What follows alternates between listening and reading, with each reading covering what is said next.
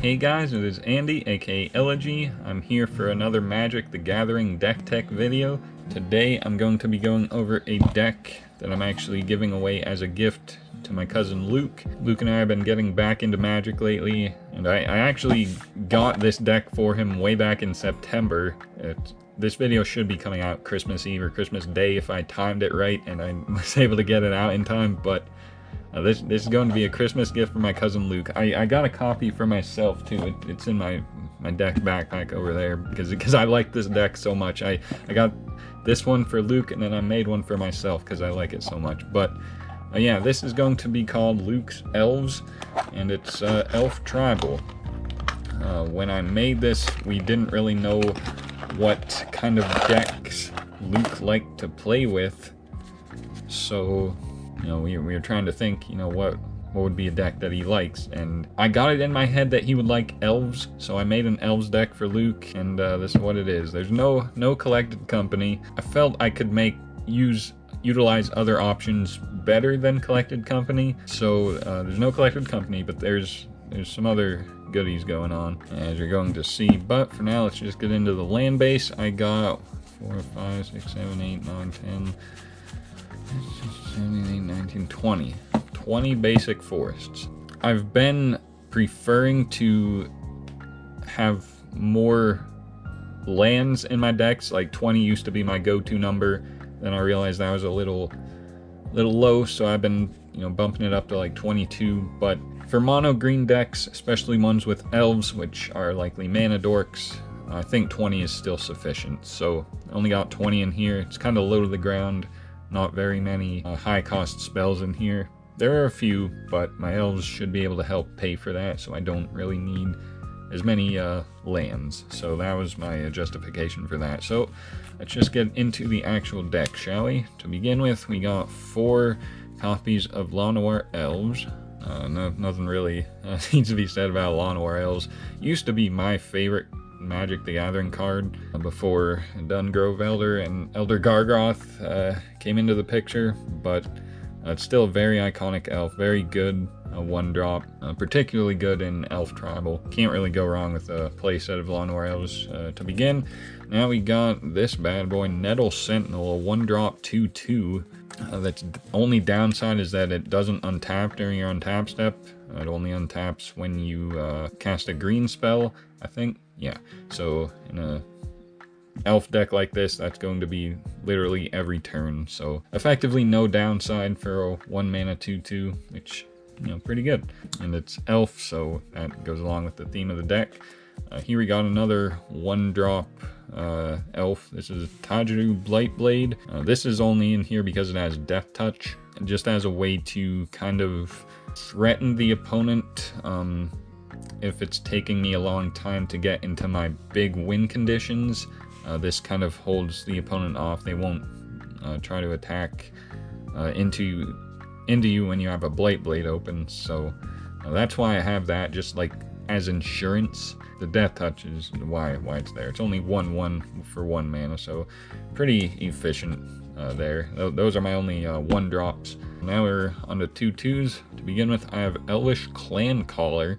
Other elves you control get +1/+1, so very nice for all those guys. And then you can pay 6 and tap it to search your library for another Elvish Clan Caller and put it on the battlefield. So heavy cost, but allows you to get elves out of your deck, so that could be nice. I think I have 4 in here. Yes. Both parts of her effect offer nice value, so that's why I got Clan Caller in here. Not much else to say, really, so we can continue onward with this bad boy. This is kind of the main win condition, one of them at least. This is what's going to provide us with our elf engine, our main one, because while we have a lot of elf cards in the deck, this is going to pump our board with a ton of elf tokens. Not only that, he has a 7-costed effect that gives all the elves +2/+2 and Death Touch. That second effect is kind of a win condition also, but it's very costly, and I have a few other high cost win condition like effects, so that's a good backup option.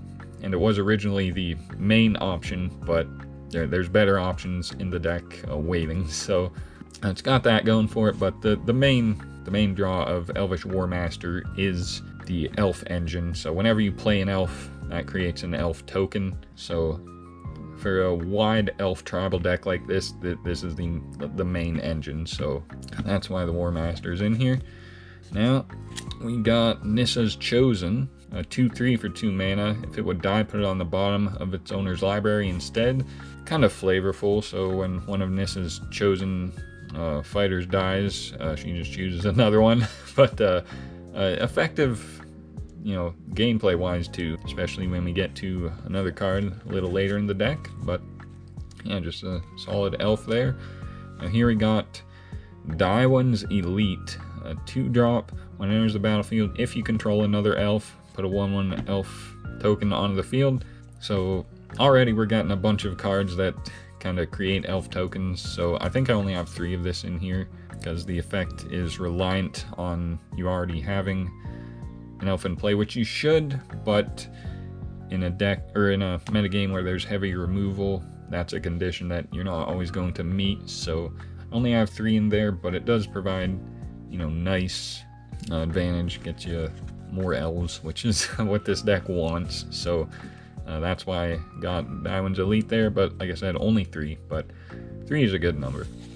Now we're really getting into the goodies. Here we have Elvish Archdruid, 3-drop 2/2, but this right here, all elf creatures you control get +1/+1, so he pumps himself, so he's at 3/3, pumps everything else, and you can tap him and add a green mana to your mana pool for each elf you control.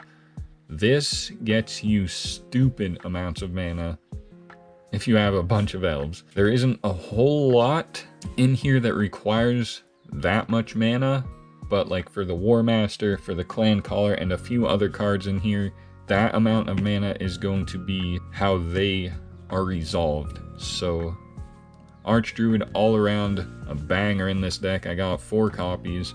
Probably the second or third most important card in the deck. I can't decide between Archdruid and the Warmaster, which is more integral to the strategy. Yeah, very good options there. Now here we got Realmwalker, a card that it's a changeling, so it's effectively an elf. And when it enters the battlefield, you can declare any creature type, which would be elf, and then you can play that creature type from the top of your deck. So this was my replacement for Collected Company. It's 1 cheaper, but it's also a body, like it is an elf itself, so it kind of, like, it's a constant source of being able to play from the top of your library instead of Collected Company, which is 4 mana for usually 2 creatures.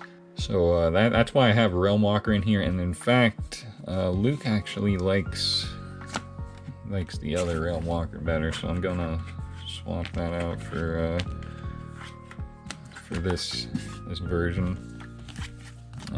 This alternate art where he's looking this way. Luke likes this version better, so I'm actually gonna swap him out and give him that version. So yep, 3 Realmwalker instead of Collected Company, but I believe I've demonstrated why I prefer Realmwalker in here. Now, I only have 2 copies of Reclamation Sage. I thought about just making this a sideboard option, because it is nice, you know, for storing enchantments and stuff, but I got 2 in the main board.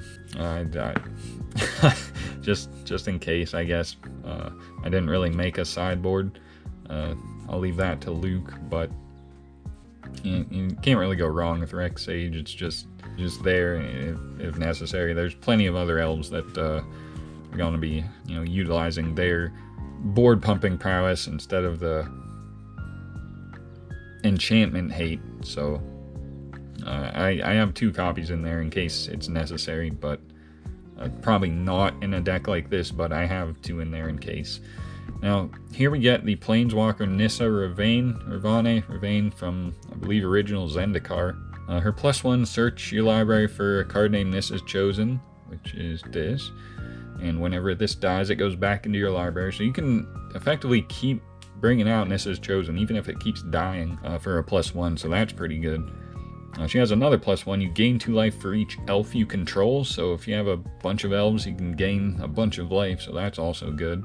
And then her -7, search your library for any number of elf creature cards, put them on the battlefield. That can be, you know, huge. But by the time Nissa is out, you should already have a bunch of elves in place, so if other conditions are met, that could be great.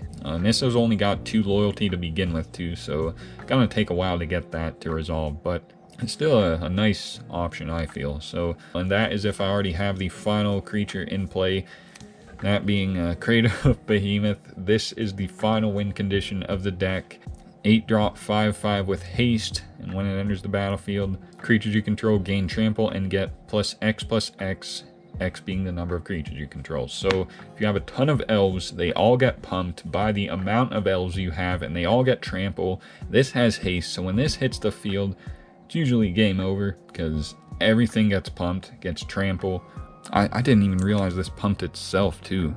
Creatures you control gain trample. Yeah, so yeah, if this ever hits the field, it's just game over. But if it doesn't hit the field, there's other options, mostly Elvish Warmaster, for the deck to do what it wants to do, which is just overwhelm the opponent with the amount of elves in the deck. I think everything in here is a creature now, since I took out Collected Company. Oh, I also took out this, a natural growth. This was my original backup win condition before I switched it out for a Crater of Behemoth. So yeah, that is Luke's Elves. A very fun elf deck that I enjoyed so much, I made a version for myself too. So hopefully, like I said, this video should be coming out Christmas Eve. So if you guys celebrate Christmas, have a Merry Christmas. If you don't celebrate it, I hope you're having a good day. I hope you enjoy the deck, Luke. And hope you're looking forward to some more Magic content, because I'm really enjoying Magic right now. So that's going to be all for today. Thank you guys for watching, and have a good day, guys.